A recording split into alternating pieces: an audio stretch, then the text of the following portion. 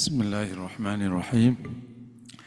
Assalamualaikum warahmatullahi wabarakatuh. Alhamdulillahi rabbil alamin, al-malikil haqqil mubin, asyhadu an la ilaha illallah wa anna muhammadan abduhu wa rasuluh. Allahumma fasalli wa sallim wa barik ala nabiyyina wa habibina Muhammad wa ala alihi wa ashabihi wa azwajihi wa dhurriyyatihi wa man tabi'ahum bi ihsanin ila yaumiddin, amma ba'd. Jamaah sekalian yang dirahmati Allah, Bapak Ibu yang berbahagia, kita berikan syukur kepada Allah siang hari ini kembali bisa hadir di majelis ilmu. Semoga menjadi amal soleh yang diterima Allah Subhanahu wa ta'ala. Lanjut dengan materi tafkir islami atau berpikir islami, kita sampai ke salah satu bab penting memahami Al-Quran. Masih ingat ya, di salah satu kaidah umum pertama yang kita bahas itu kan, kebenaran, kebatilan, kebaikan dan keburukan kembali ke syariah, bukan ke yang lain. Ini yang konstruksi yang mendasar harus clear ya, karena di lapangan diam-diam referensi kita nggak selamanya syariah, bisa budaya, bisa logika. Kalau di kalangan ilmuwan ya bisa rasional, nggak rasional ya nggak benar gitu. Itu berarti referensinya logika atau rasional. Nah kita harus clear, referensi kita adalah syariah. Nah kalau kita bicara syariah, berarti bicara tentang dasar-dasar syariah. Ingat cara berpikirnya. Syariat itu kan global tuh. Nah, syariat itu kan aturan. Aturan ada dasar aturannya. Dasar aturannya namanya Quran. Kemudian sunnah. Oleh Quran dan sunnah, dia merefer dasar aturan yang sebenarnya dasar aturan turunan. Namanya ada ijma, ada qiyas, ada istihsan, istishab, masalih mursalah. Clear ya? Di bab ini harus clear loh. Karena syariat terus maknanya pidana, yaitu ya bodoh gitu. Syariat maknanya pidana. Ya kan itu hanya bagian kecil dari syariat. Itu kan ya aturan hidup ini syariat. Termasuk kau berguling-guling di kasur itu nanti diatur sama syariat kan. Maka ada namanya dasar aturan. Quran sunnah, apa enggak cukup Quran sunnah? Quran sunnah sendiri yang merefer ke peraturan di bawahnya. Standar itu. Kalau kita bicara tentang konstruksi hukum negara, Pancasila, Undang-Undang Dasar, dua ini merefer ke peraturan di bawahnya namanya KUHP, undang-undang, peraturan pemerintah, peraturan presiden, bahkan peraturan menteri, peraturan pengganti undang-undang, karena sudah agak ke teknik. Gitu. Atau ada kasus yang tidak ada sebelumnya, maka dibuatlah peraturan baru, standar. Cara berpikir orang hukum, Islam sudah jauh lebih mapan, makanya kalau berhenti di sunnah, mengabaikan yang lain, praktek pelaksanaan aturan bisa pusing. Karena ya nggak ketemu, bukan berarti nggak lengkap. Kita yang memahaminya keliru. Nah di konteks itulah perlu memahami Quran dengan baik. Terus nanti perlu memahami sunnah dengan baik. Saya ulangi lagi ya, saya pernah menyampaikan. Sebagian besar orang di dunia itu tidak baik, tidak benar. Itu sebagian besar. Itulah penetapan Allah. Dasarnya apa? Wa qalilum min ibadiyasy syakur. Sedikit dari hambaku yang bersyukur. Terus dasarnya juga wa in tuti' aktsara man fil ardi yudilluka an sabilillah. Jika mengikuti sebagian besar orang di muka bumi, maka akan menyesatkanmu dari jalan Allah. Tapi nanti ada hadis yang menjelaskan bahwa nanti di akhir masa seluruh orang, seluruh daerah yang dimasuki siang dan malam itu akan kemasukan Islam. Nah, itulah klausul khusus bahwa nanti akan ada mayoritas dunia itu muslim. Nanti Tapi sejak zaman Rasul sampai beberapa saat nanti sebelum kiamat, mayoritasnya enggak. Sip ya? Waktu zaman Rasul pun mayoritasnya enggak. Romawi, Persia, masih oke semua. Tetapi yang ikut Muslim jadi sebagian kecil yang menjadi umat Nabi itu, atau yang tidak sebagian besar yang menjadi umat Nabi itu, sebagian besarnya benar. Wah, jangan salah memahaminya.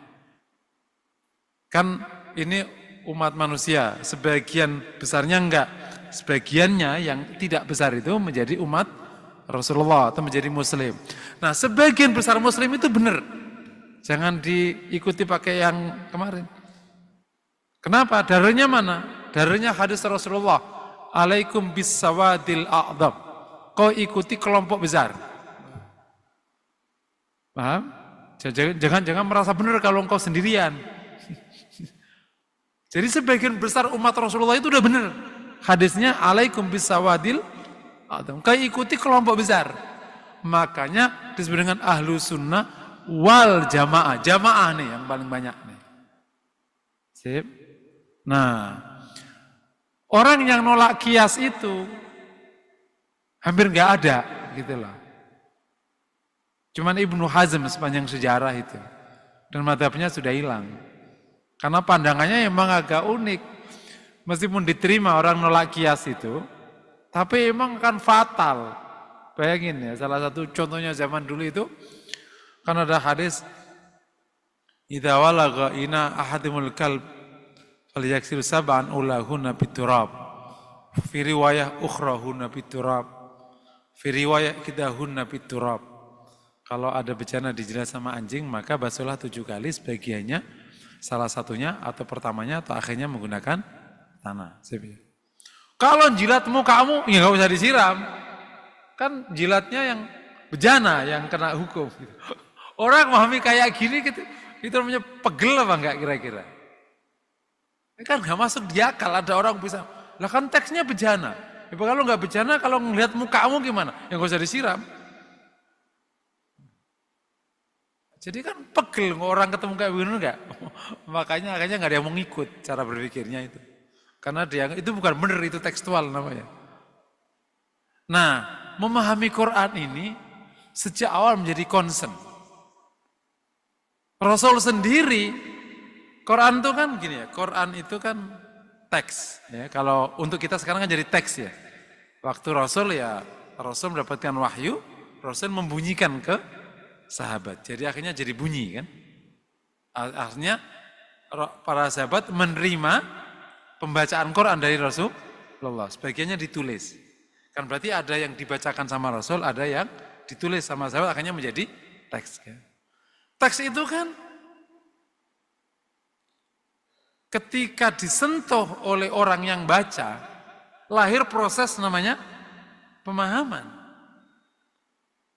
Ada, ini terkenal, makanya perlu memahami Quran itu di sini letaknya. Supaya nanti, ayo kembali ke Quran. Tetapi kenapa kok sama-sama kembali kok bisa beda? Iya, karena kita ketemu teks, paham ya?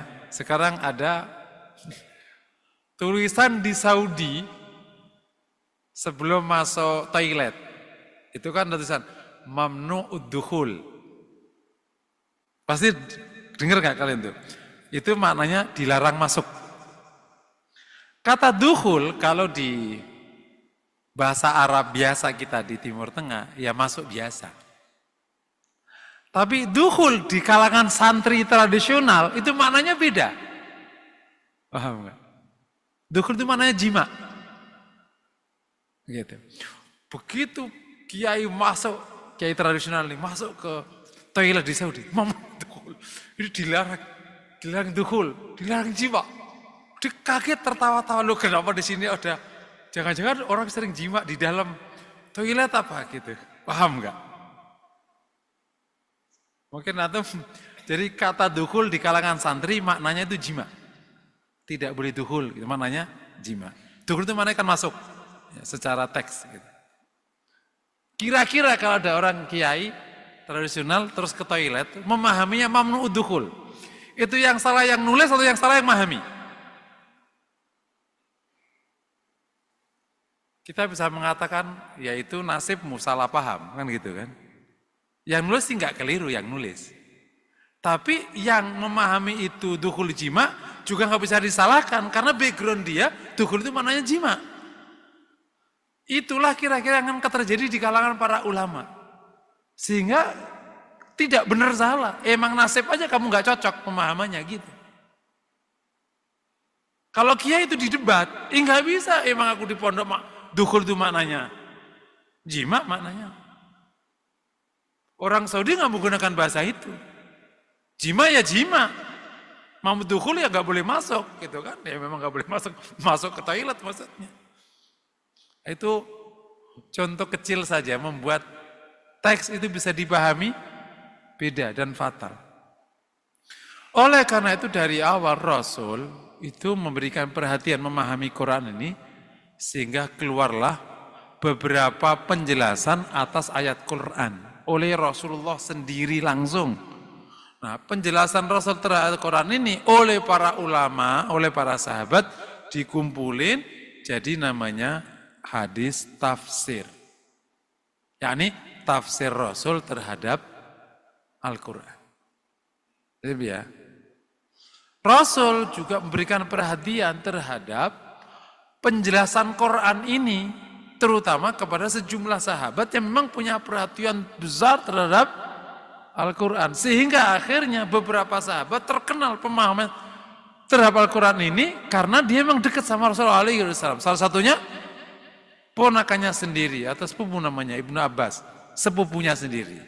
Ibnu Abbas sejak muda menjadi referensi terhadap pemahaman Quran. Karena Rasul sendiri memang memberikan perhatian kepada bocah ini untuk agar ia diberikan pemahaman Al-Quran. Buktinya doa Rasul kepada Ibnu Abbas, Allahumma faqihu fiddin wa alimhu ta'wil. Yani ajari ia tafsir Quran. Jadi ini benar. Termasuk Ibnu Mas'ud, termasuk Ibnu Umar. Jadi sahabat-sahabat muda yang lahir dari orang tua hebat ini ternyata mereka punya fokus terhadap sehingga kalau ada para sahabat termasuk Aisyah kalau bertanya tentang Al-Quran yang nanya ke mereka-mereka ini. Sehingga terkenal dengan ulama sahabat dia di samping yang senior-senior ya kayak Abu Bakar, Umar, Ali bin Abi Thalib kan.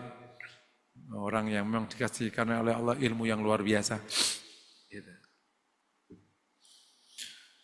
Maka concern memahami Quran ini akhirnya menjadi perhatian besar bahkan melebihi sebelum terjadi perhatian terhadap hadis Nabi. Nah, salah satu ulama yang punya perhatian itu namanya Imam Tobari. Ia belajar dari para sahabat tentang makna-makna Al-Quran, sehingga ia mengatakan, qadarullah punya hafalan yang sangat kuat. Ia mengatakan begini, kalau aku tulis semua yang aku tahu tentang ayat Al-Quran, maka bisa jadi Tobari itu menjadi 200 jilid. Itu sudah aku ringkas, ringkas-ringkasnya. Itu jadi 30. Ya, pernah baca enggak? Itu namanya memahami Quran. Itulah yang dipahami oleh sahabat. Makanya kalau kita melihat Quran itu maknanya begitu bisa tafsir, langsung. Dari Mujahid, dari Ibnu Abbas, dari Mujahid gitu langsung. Pasti akan lewat orang-orang ini. Kayak kalau di hadis ya, pasti lewat-lewat Bukhari Muslim sampai nanti ke sahabat-sahabat gitu. Karena pemahaman yang paling benar ya Rasulullah dan sahabatnya. Dan mereka telah mengajarkan kepada ulama-ulama di bawah. Nah kalau kita perhatikan mereka memahami Al-Quran itu kira-kira kalau kita bunyikan secara simpel, karena ini memang kajiannya kan berpikir Islami ya, bukan belajar tafsir ya. Kira-kira yang pertama, koridor-koridornya itu, Quran harus dipahami utuh. Tidak boleh diambil ayat satu, meninggalkan ayat yang lain. Jadi mulai dari Fatihah sampai An-Nas itu satu paket. Nah, begitu kau tidak memahami ayat sama ayat itu digabung, langsung celaka. Kasusnya banyak sekali. Kenapa terjadi paham Qadariyah? Karena ngambil ayat, lupa ayat. Makanya kalau ngafal jangan separuh, begini-begini lepotnya. Ngafal juz 30 doang, juz yang lain nggak paham. Gitu. Qadariyah itu apa sih? Dia ingat satu ayat, wa huwa ala kulli syai'in qadir. Apalagi Tapi lupa dia hanya menggunakan ayat innallaha la yughayyiru ma biqaumin hatta yughayyiru ma bi anfusihim.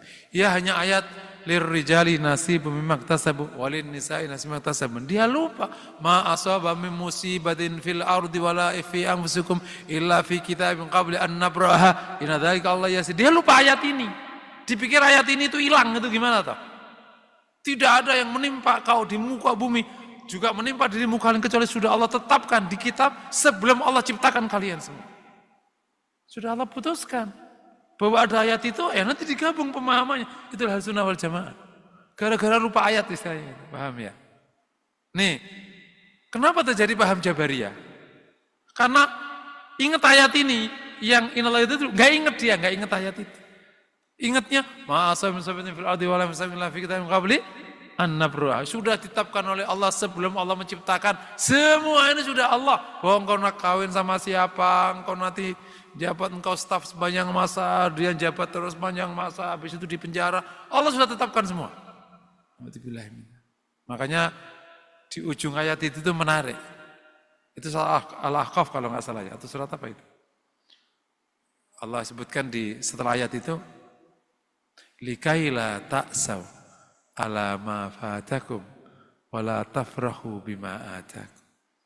Agar engkau tidak putus asa dari apa yang lewat darimu, yakni tidak bisa kau dapatkan. Dan engkau tidak bangga atas apa yang datang padamu. Karena dapat enggak dapat sudah Allah tetapkan. Jabariyah ingatnya ayat ini dong. Dia lupa. Innallaha la yughayyiru ma biqaumin. Paham ya? Begitu enggak gabung, itu fatal ayat itu kalau enggak digabung. Kenapa ada orang paham jihadis itu? Pokoknya apa aja perang gitu. Apa aja perang. Karena ingatnya surat Baroah doang. Yang turun agak belakangan memang. Ayatnya kan memang luar biasa. Jahidil kuffar wal munafiqina waghluz alaihim. Jihadilah orang munafik, perangilah orang kafir dan orang munafik dan bersikaplah keras kepada mereka. Qatilul ladina yalunakum minal kuffar. Perangilah orang-orang yang memerangi. Lupa ayat. Lau kunta faddan walidul qalbi lang fadlu min haulik. Jika kau itu keras maka mereka akan berpaling. Rasul perang baru di tahun 4. Emang enggak ada. Emang dari zaman Rasul jadi nabi sampai hijrah itu enggak dianggap hadis apa? Enggak dianggap aturan. Rasul disuruh tahan, suruh sabar, disuruh tidak angkat senjata, tidak. Itu enggak aturan apa? Lupa dia. Dipikir aturannya surat Baroah doang. Makanya kadang kalau memahaminya itu enggak utuh, ayat sama ayat enggak digabung, itu resikonya tak terkira. Makanya dulu hampir ulama mujtahid semua kenapa harus hafal Quran utuh, hafal Qurannya. Ya karena kayak gitu, karena ada ayat yang ada di sana, di sini harus digabung semua. Sama gini aja kalau antum baca tentang surga, kok antum nggak gabung itu persennya, kita antum juga bingung. Makanya perlu tahu sejarah utuhnya di akhirat, entah bisa dari hadis, dari mana atau dari tafsir. Kemudian ketika ada ayat itu tahu, oh ini posisi ayat itu ceritanya di sini. Jadi karena kita tahu utuhnya. Salah satu ayat yang terkenal yang menarik itu kan di surat Al-Baqarah yang sering kita baca di awal. Wa idza qilahum wa idza adlama alaihim qamu walau syaa Allah dzahaba bi sami absarihim innallaha ala kulli syai'in. Itu cerita di mana itu? Kan kalau mereka diterangi nanti mereka akan begitu digelapkan maka dia berdiri. Itu cerita di mana itu? Apakah di dunia? Itu cerita orang munafik di Sirat. Kalau tahu gambarannya. Sehingga tahu penggalan ini itu cerita dari mana. Kita harus tahu utuhnya. Tahu dari mana utuhnya? Karena Quran semuanya digabung jadi satu. Oh cerita utuhnya jadi ketemu.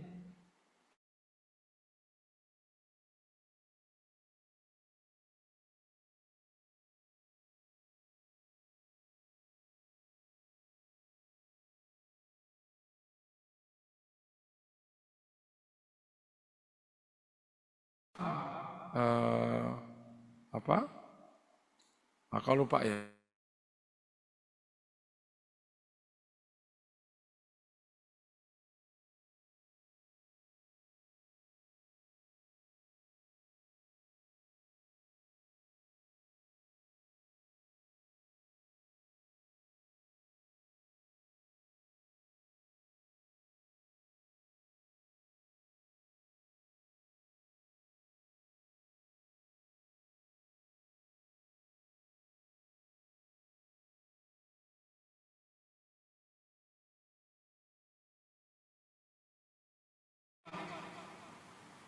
entah pendekatan bahasa atau pendekatan. Oleh karena itu, di tafsir itu ada dua penjelasan tafsir ya. Ada tafsir birriwayah, ada tafsir biddiroyah. Tafsir birriwayah itu adalah tafsir penjelasan Al-Quran dengan merefer kepada riwayat sampai ke Rasulullah. Atau minimal sampai ke sahabat-sahabat. Kenapa enggak langsung Rasulullah? Karena sahabat diasumsikan kalau dia enggak tanya ke Nabi, berarti dia paham. Dan pemahaman sahabat itu menjadi referensi utama. Karena Quran turun ke mereka. Bahkan nanti kalau ada terjadi perselisihan antara sahabat, nge-refernya ke orang Quraisy. Karena Quran turun ke mereka lebih banyak daripada turun ke orang Ansor. Pada waktu ke Ansor, orang Quraisy udah di situ. Jadi ketika Allah pilih Rasul dari Quraisy dan 13 tahun ya, 13 tahun turunnya di Mekah atau Rasul masih sebelum hijrah, maka mereka dianggap itulah yang dianggap pemahamannya sejalan dengan yang diinginkan Allah SWT. Bukan orang lain memahami Al-Quran terus dimasuk-masukkan, ya bubar. Berikan contoh kecil nih, suatu ketika itu ketemuan orang, entah dari mana pokoknya. Terus dia saking semangatnya pokoknya inginlah menggerakkan banyak hal gitu. Terus dia nyebut ayat, ya ayyuhal muzammil qumil laila illa qalila. Hai yang berselimut. Oh ya, Ustaz, ayat ini menyuruh kita untuk melepas kebodohan. Nah, kok jauh banget? Ya ini, hai orang berselimut, qumil laila, bangunlah malam. Jadi kita harus bangun Ustaz, dari keterpurukan, kejauhan. Gitu. Loh tapi kan ini benar-benar muzammil berselimut, kan bisa berselimut kebodohan. Dari mana bisa ngasih kebodohan? Itu Rasul berselimut beneran, waktu itu berselimut. Enggak bisa panjang lebar. Nah, ini yang namanya ini orang pahami terjemahan dimasukkan ke Quran. Itu namanya maksain.com. Terjadi banyak case kayak gini. Gitu. Itu mirip memaksakan konsep haji dipakai apa, konsep IP dipakai, itu maksain.com. Enggak gitu. Ayat itu ada koridornya, ada batas maknanya, enggak bisa dilebarin. Tapi ada lebar-lebarnya, ada, tergantung ayatnya. Makanya ketika ada tafsir diroyah, kedua kan diroyah itu analisis. Analisis itu tidak boleh keluar dari riwayat. Saya ulang lagi ya. Quran itu memang memungkinkan dianalisis sak lebar-lebarnya. Tapi nggak boleh keluar dari riwayat. Nah, sampai ada pernyataan Ibnu Mas'ud, man fasal Qur'ana bi ra'yihi wa in asaba fa huwa akhta. Yang mentafsiri Quran dengan pikirannya sendiri meskipun benar ya salah. Quran kan ada prosedurnya. Itu mirip gini. Kau bukan dokter, baca resep dokter. Terus kamu yang ngasih obat. Meskipun benar, kira-kira dokternya marah enggak? Tadi yang ngasih obat siapa? Tadi sih ada tadi OB, pokoknya nyomot-nyomotin, kayaknya udah paham punya dokter. Kira-kira dokternya balikin nggak kira-kira? Lah apotekernya kemana sama pegawainya? Tadi ini dok lagi makan rujak, lama nggak pulang-pulang. Lah orangnya minta segera dikasih obat, tak kasih aja. Balik. Nah macam itulah kira-kira ya. Jadi perlu, nah di konteks ini Bapak dirahmati Allah, titik kritisnya itu ada di sini. Bahwa semua orang ingin kembali ke Quran, nanti kembali ke Sunnah. Tapi prakteknya kok nanti bisa berbeda. Jawabannya karena Quran memberikan peluang berbeda, makanya gak usah dipaksain sama. Yang maksain sama justru nggak nge-refer ke penjelasan yang benar. Gitu. Justru udah bener. Alaikum bisawatil a'dham udah bener gitu loh, ngerti nggak? Justru yang maksain sama atau maksain satu itu yang justru maksakan. Kalau Quran itu memang longgar ya biarin longgar. Kalau Quran sempit ya biar sempit. Yang sempit itu namanya ayat-ayat yang punya qat'iyud dalalah. Memang maknanya satu, kayak qul huwallahu ahad. Nggak bisa ditafsiri lain. Tapi kalau memang ayatnya memang berikan peluang, kenapa? Sejak zaman sahabat emang kayak gitu. Ya nggak usah dipaksakan satu. Nah, orang yang mengklaim kembali ke Quran itu ternyata memaksakan pemahamannya. Bukan memaksakan Qurannya, Quran mah tetap Quran. Kau pikir misalnya, contoh gini. Ini contoh ya. Ketika Syafi'iyah memahami, akhirnya ke masalah ke hukum, akhirnya contoh, ini hanya contoh yang gampang ya. Bukan berarti ini satu-satunya contoh. Gitu. Misalnya ayat tentang masalah wudhu. Itu kan, astagfirullahaladzim, aulamastumun nisa. Atau kau menyentuh wanita. Kemudian ayat ini dipahami oleh Hanabila atas referensi di atasnya sampai ke sahabat bahwa maknanya itu adalah jima. Oleh Syafi'iyah, Imam Syafi'i atas referensi di atasnya, maknanya sentuhan fisik. Dua-duanya apakah dianggap salah? Ya enggak. Ayat itu memang begitu bunyinya. Itu namanya dhonniyud dalalah. Memang karakter ayat itu maknanya tidak satu. Para sahabat juga punya pemahaman yang begitu. Orang Quraisy punya pemahaman yang kayak gitu. Bahkan kalau kita agak sedikit tricky, Syafi'iyah lebih kuat karena dia Quraisy. Gitu. Jadi Imam 4 ini yang nasab dan tempatnya mulia itu 2 orang. Imam Syafi'i dan Imam Ahmad. Imam Syafi'i itu Muttalibi. Jadi Bani Muttalib. Jadi memang ini duriyah Rasulullah. Tapi bukan yang duriyah yang enggak ya, emang beneran. Bukan yang abal-abal, emang beneran. Muttalibi dia. Al-Muttalibi Al-Quraisy, kalau antum lihat di sejarah itu gitu. Imam Ahmad itu bin Syaiban, Asy-Syaibani, ini juga duriyah. Sama-sama Syaibani. Cuman Imam Syafi'i itu besar di Mekah. Ia lahir di Palestina, umur 2 tahun dibawa oleh ibunya ke Mekah karena keluarganya di Mekah. Keluarganya bapaknya itu. Kan dia orang Quraisy. Makanya dibalikin ke keluarganya. Jadi dia tinggal di Quraisy. Kalau kita mau boleh-boleh ini, kekuatan ini, karena orang Quraisy.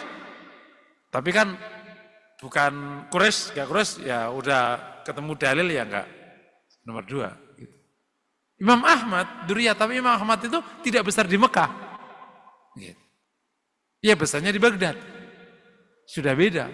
Kalau Syafi'i besar lahir di Palestina, tanah suci, besar di Mekah, kemudian dewasa di Madinah. Ketemu Imam Malik lama itu, habis itu terus fatwanya di Baghdad, terus berakhir tua di Mesir. Jadi di 5 kota beliau itu.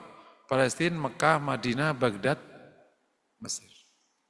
Jadi beliau itu tumbuh besar di kota suci. Dan ini tumbuh besar di kota tidak suci, agak repot. Ini makanya nyebutnya ada beberapa ulama yang Allah kasih karunia darahnya Masya Allah. Terus tempat tinggalnya. Tapi ya Imam Syafi'i rahmatullah alaih itu yatim dari kecil. Jadi ya nggak ngeliat ayahnya. Terus tidak dikasih karena oleh Allah harta. Dia termasuk imam yang tidak punya. Kalau Abu Hanifah kan kaya raya gitu. Imam Malik kaya, Imam Malik itu. Makanya namanya Malik. Emang bener, raja dia itu. Imam Malik itu terkenal sangat wibawa, orangnya kan gagah, ganteng gitu. Gagah. Dan kalau berpakaian nggak pernah jelek. Memang keluarga kaya. Jadi imam-imam ini yang nggak punya itu Imam Syafi'i doang. Makanya kiai-kiai yang Syafi'i itu banyak nggak punya itu ngikuti imamnya. Kalau ulama-ulama yang di Turki kaya-kaya kayak ngikuti Abu Hanifah kan kaya raya. Kenapa coba? Anak pedagang kaya dan dia meneruskan perdagangan bapaknya. Karena bapaknya senang sekali punya anak sehebatnya, kekayaannya dikasihkan ke anaknya. Imam Malik keluarga kaya. Udah kaya, ganteng, gagah, dan memang kalau bahasa kita memang mungkin tidak biasa menggunakan bahasa sederhana. Jadi memang bagus-bagus Imam Malik itu. Makanya apalagi beliau memang tinggalnya di Madinah kan. Jadi gubernur Madinah Imam Malik ya besaran Imam Malik lah. Pengaruhnya siapa yang bersama Imam Malik? Dia penguasa Masjid Nabawi. Nah, jadi yang imam itu beda-beda anunya ya, karunianya. Tapi yang dikasih karunia nasab, dikasih karunia apa? Imam Syafi'i rahmatullah alaih. Nah, tiga orang ini guru murid semua. Malik punya murid Syafi'i, Syafi'i punya murid Imam Ahmad. Nah, kita menjadi pengikutnya nggak usah ikut repot. Guru murid aja gitu, kok enti kok malah yang repot sendiri. Gitu. Dia guru murid, dan kalau ketemu baik-baik gitu. Jadi kita nggak usah ikut-ikut repot. Ikuti gurunya boleh, gurunya guru juga boleh, paling muridnya juga boleh, nggak apa-apa. Kalau tertarik sama Imam Ahmad yang kayak teman-teman alumni Saudi, sok silahkan. Itu muridnya paling terakhir. Kalau yang tengah Syafi'i itu kan guru dan murid jadi satu. Yang paling gurunya guru Imam Malik, itu gurunya guru. Makanya beberapa saya punya teman yang orang Maroko bilang, kalian ini harus taat sama kami semua karena kami guru kalian. Oh iya benar juga gitu. Kan gurunya guru, semua orang dulu awal seluruh ulama pasti belajar Muwatta'nya Imam Malik. Karena ditulis pertama kali kitab hadis termasuk awal ya, sebelum Bukhari itu. Jadi kalau orang belajar hadis, ya belajarnya Muwatta'nya Imam Malik. Dan Syafi'i menghafal Muwatta' itu dalam waktu yang sangat singkat. Seminggu itu berapa? Kalau nggak salah. Ngafal Muwatta'nya Imam Malik yang 1000 sekian hadis, 2 jilid dia. Masya Allah. Kembali ya, jadi nomor 2 itu harus ada koridor sesuai dengan yang ditetapkan. Nah di sini keilmuan kita terhadap riwayat dari Rasul kemudian sahabatnya menjadi penting lah. Kita nggak boleh. Yang biasanya yang menjadi ribet itu ada anak baru paham bahasa Arab ala kadanya langsung masuk ke Quran. Tanpa ngelihat tafsir, tanpa ngelihat apa, terus bikin pemahaman yang enggak. Gitu. Akhirnya jadi enggak. Salah satu ayat itu yang pernah heboh gitu, ada ayat di surat An-Nisa kalau An-Nisa apa? Terkenal tuh, "Malam yahkum bima anzalallahu faulaika humul kafirun." Yang tidak menghukumi hukum Allah maka dia kafir. Ini kafir, kafir masuk neraka, kafir keluar dari Islam, murtad. Sopo sing memahami kayak gitu, itu enggak ada. Kok ada, itu pasti pendatang baru masuk ke Quran. Sejak salaf itu enggak pernah memahami ayat itu sebagai kafir yang keluar dari agama. Makanya ada istilah al-kafiru duna kufrin atau al-kufru duna kufr. Kekufuran tapi tidak sampai keluar dari agama. Faulaika humul kafirun, yakni mereka adalah melakukan tindakan kufur gitu. Bukan kafir yukhriju sahibahu minal millah. Kayak orang yang tidak sholat, sama aja kasusnya. Itu sejak zaman tabi'in pemahamannya kayak gitu. Yang mau kayak gitu itu khawarij aslinya. Setiap pelanggaran jadi dosa besar, jadi murtad. Dosa, khawarij itu engkau nggak sholat langsung dipenggal lehermu loh. Cocok juga hari ini ada khawarij ada di sini biar pada orang sembarangan sholat. Khawarij ada orang koruptor langsung penggal lehernya ke tengah malam, kelar kelamaan ya orang kafir, koruptor gitu. Cepet ya gitu. Jadi pemahaman yang tidak pernah punya koridor ke atasnya terkadang kayak benar, padahal itu bersiko. Makanya perlu ngecek sahabat dulu pemahamannya. Nah untuk ngecek sahabat, di mana literatur yang paling tahu? Kita kan nggak bisa nanya sahabat. Terus nyari Twitter, nggak ada Twitter banyak urusan politik Twitter. Ya di kitab-kitab Turoth, kitab-kitab tafsir yang, nah kitab Turoth tafsir yang paling kredibel dan paling awal namanya Tobari. Iya, karena Tobari menggunakan sanad. Aku dengar dari ini, nanti dari Ibnu Abbas bahwa ia mengatakan makna ayat ini X, ini gitu, terus gitu. Qadarullah Tobari itu hafal. Coba kalau Tobari kayak kita. Ngaji sekarang besok lupa, ya udah bubar tuh Quran.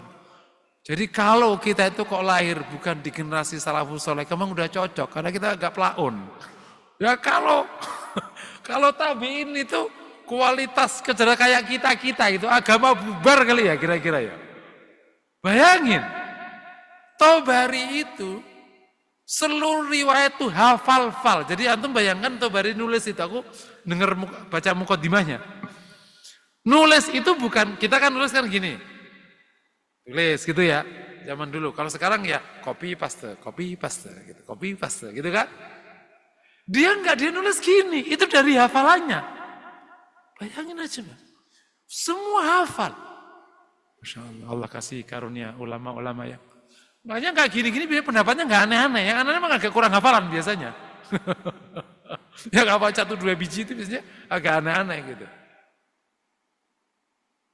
Jadi kalau nggak gini kuat banget sih. Dan pasti mereka sangat menghormati orang kayak gini-gini. Kalau nggak menghormati orang karena memang nggak pernah. Kalau orang nggak menghormati orang, dia nggak pernah tahu susahnya cari ilmu. Dipikir menjadi ulama itu gampang apa gitu. Nah, makanya dia gampang aja. Gitu. Nah, jadi begitu pemahamannya keluar dari yang dipahami Rasulullah, itu memang terjadi pemahaman yang fatal-fatal. Nah, makanya lagi-lagi kembali ke sana. Nah, diroya sebagai satu peluang yang luar biasa ya, harus didahului sama riwayat. Apakah hanya riwayat aja Ustaz? Enggak, diroya itu bagus. Diroyah itu pemahaman Quran pakai nalar ya, nalar. Itu kalau nalarnya syar'i itu bisa menjelaskan hal-hal yang dulu para ulama enggak dijelaskan, kita bisa jelasin sesuai dengan kondisi kita hari ini. Dan ayat itu memungkinkan untuk dibegitukan. Tapi enggak keluar. Taunya enggak keluar gimana? Ya rujuk riwayatnya. Keluar enggak pemahamannya? Gitu. Banyak orang tidak boleh masuk diroyat sebelum menguasai riwayat. Kira-kira kayak gitu. Dan orang tidak mungkin masuk ke dunia tafsir tapi bahasa Arab bagus, usul bagus, semua bagus, baru boleh ke sana. Ini koridor yang kedua. Koridor yang ketiga, Quran itu harus dipahami sesuai dengan beberapa kondisi khusus yang menimpa Quran. Yang akhirnya menjadi ilmu-ilmu tentang nasikh mansukh, tentang mujmal mufassal, tentang mubyan, mubham dan mubayyan. Itu ada kondisi-kondisi di Quran. Ini maksudnya itu karakternya. Oh ini mansukh nasikh, ya harus clear. Ini mufassal mubham, ini mubham, tafsirnya ada di mana? Misalnya ada ayat Innas sholata kanat alal mu'minina kitabam mauqut. Di waktu-waktu. Ya udah kan global, mujmal. Detailnya gimana? Lihat ke hadis Nabi. Makanya kalau kemudian ada orang, udah Quran aja nggak usah hadis. Alasannya karena Quran yang jelas, tidak ada perdebatan kesahihan. Kalau hadis kan baru ditulis setelah Rasul wafat, 1160 setelah Rasul wafat, sudah memungkinkan terjadi bias. Dipikir otaknya sahabat kayak otaknya dia, gitu kira-kira kayak gitu. Kalau ada orang ngomong kayak gitu, aku ngomong gitu. Ini hadis ini enggak ilmiah, agak mengkhawatirkan karena ditulis setelah 160 Rasul wafat. Iya Pak, itu kalau otakmu kayak kau itu makan tempe gembos. Sama apa itu, makan makan cilok di pinggir jalan itu baru itu banyak minyak yang udah 1000 kali dipakai itu. Otaknya sahabat alhamdulillah keren dan otaknya para ulama ini keren. Gitu. Mereka ingat betul. Mungkin kalau bapak nggak pernah ketemu orang kayak gitu bisa nggak percaya. Tapi saya ketemu orang kayak gitu banyak. Jadi emang ada otak yang Allah kasih itu kayak emang kayak itu kayak komputer gitu. Emang sekali denger hafal. Saya tuh punya dosen, padahal masih orang sekarang ya, enggak orang yang dulu. Orang sekarang kan makanannya udah gak halal-halal amat kan, gak kayak dulu gitu. Apalagi antum-antum. Kan itu kalau para ulama kan jaga betul, masih dikit drop hafalannya kan. Saya tuh punya dosen fikih hadis. Kalau ngajar itu, dan saya terpengaruh, makanya kalau ngajar nggak mau bawa apa-apa. Kalau Para ulama kan kalau ngajar bawa apa-apa namanya ilmunya masih di apa-apa. Gitu. Emang dia datang kosongan aja. Kita tuh bingung. Itu hadis, pendapat ulama, perdebatannya itu ngelocor aja gitu. Kita nulis sampai kedebukan. Dia kan ngomong seenaknya. Nggak mungkin dihafal tadi malam. Itu nggak mungkin. Kalau ngafal tadi malam ketahuan dihafalan. Emang dia udah hafal semua hadisnya, hafal semua ininya, hafal semua ini, ngalor aja semua riwayat-riwayatnya. Hebat juga nih orang, sama Syekh Matar.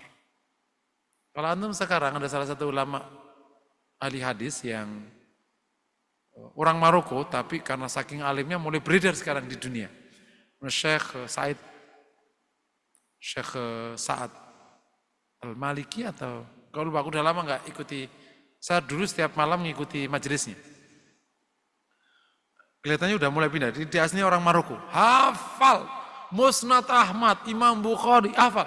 Dzakara Ahmad fi musnadi, dzakara al-Bukhari fi sanad, nyebutin. Wih, ada juga orang yang hafal kayak gini ternyata. Jadi kalau 15 abad dari zaman awal masih ada, di zaman itu lebih banyak ada. Karena zaman itu kan nggak nulis. Kan terkenal kalau masyarakat itu tidak nulis, itu berarti yang dipercaya otaknya dan lisannya. Tapi kalau nulis yang dipercaya tulisannya. Makanya Bapak kalau ngomong, Pak kamu kemarin berutang sama saya 10 juta. Nggak bisa, mana buktinya? Jadi mulutmu nggak ada gunanya. Nah, paham nggak? Tulisan lebih berarti, karena masyarakat tulis. Jadi Bapak-Bapak ini mulutnya nggak ada gunanya. Nggak ada gunanya. Karena harus dibuktikan oleh tulisan. Jadi harus ada kondisi khusus. Yang mujmal itu harus dicari, bayannya yang mubham harus tafsir. Makanya kalau ada orang mau belajar sholat dari Quran, ya nggak ketemu prakteknya. Prakteknya itu ada di hadis. Gitu.